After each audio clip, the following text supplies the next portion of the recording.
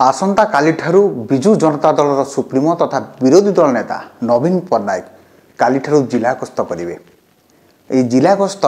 ये करेंगे जो चाषी मानकर फसल हानि घटी एवं चाषी जो मृत्युवरण बर्तमान कर 5 जन मृत्युवरण एपर्यंत कर सारे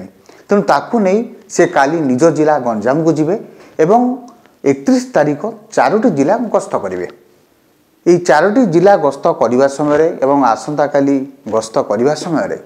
सेठार प्रशासनिक अधिकारी उपस्थित रहिबे जेहेतु से विरोधी दल नेता एवं चाषी मानक मन भितर गोटे भी आशा संचार होची दे विरोधी दल नेता नवीन पट्टनायक आसी आम पाखे पहुँचे।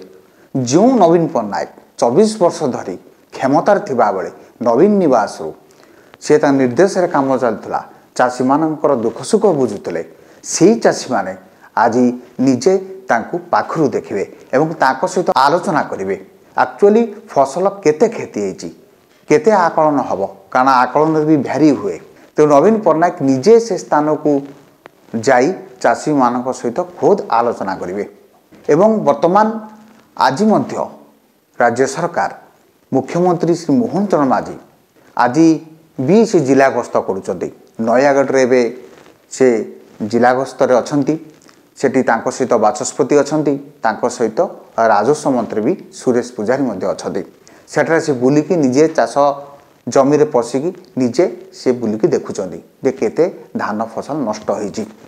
जहाँ आलोचना होची जहाँ सुना जाउची जे जे बीमामुक्त होइथांतु कि बीमामुक्त न होइथांतु समस्त को सहायता दिया जिवो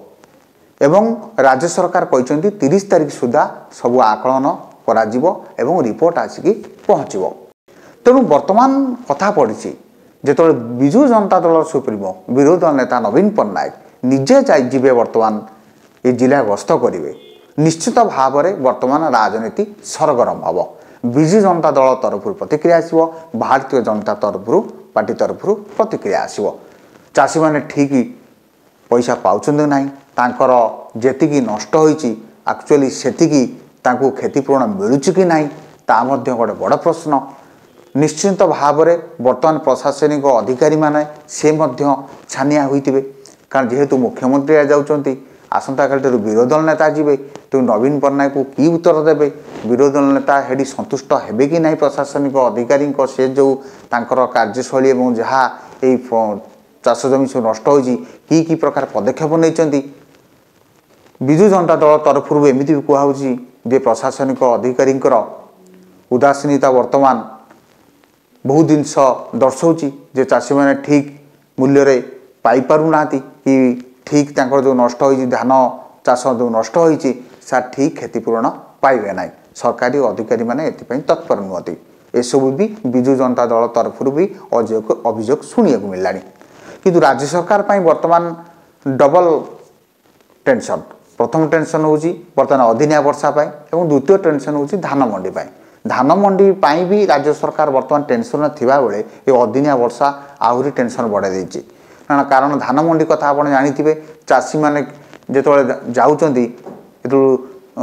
छटनी कटनी रे ये जो वर्तमान चाषी मैंने हंतसंत होती एवं द्वितीय मिलर माने धान मंडी धान उठा को नाराज तेणु से चाषी मैंने बहुत शोचनीय अवस्था अच्छा भवानीपाटना भी वर्तमान 12 घंटा बंद डाकरा दि जाइए राज्य में बहुत स्थान वर्तमान रास्ता उपरକୁ भी चाषी मैंने आसिले ये आलोचना मध्य ये संकट भितर वर्तमान राज्य सरकार की निष्पत्ति नेबे तेणु राज्य सरकार वर्तमान प्रशासनिक अधिकारी मान तत्परता रहा निर्देश देवा दरकार जोटी चाषी मैंने सब मृत्युवरण कर अंचल को जाइकी चाषी मानकर परिवार को भेटिबा कथा सेठी कौन पाई जन चाषी मृत्युवरण करुच्ची केते तांकर नष्ट होईची अन्य माने मध्य सेई अन्य चाषी माने मध्य सेई रास्ता न आपणे पाई तांकर सुख दुख रे वर्तमान साथी हेबा दरकार तांकर जेतिकी क्षति होती सेतिकी तांको भरोसा देवा दरकार जे तमे एतिकी पैसा पाइबो तुमको ठानिया हेबा दरकार नहीं ये सब वर्तमान राज्य सरकार तरफ ये सब पदक्षेप नेबा दरकार। तेणु आगामी दिन में आसंता काली ठारू विरोधी दल नेता नवीन पट्टनायक जो जिला गस्त करेंगे काली गंजाम जिला गस्त करेंगे पहर दिन कटक पुरी केन्द्रापड़ा जगतसिंहपुर ये जिला गस्त समय राजनीतिक कौन पानीपाग रोचे ताहा देखा बाकी रहिबो। आज ये विदाय दिंतु नमस्कार। अधिक अपडेट पाई आम चैनल को लाइक शेयर एवं सब्सक्राइब करने को जमार भी भूलंतुनि। निर्भय सूचना निर्भयर सह सबुबले आपनक साथी रे।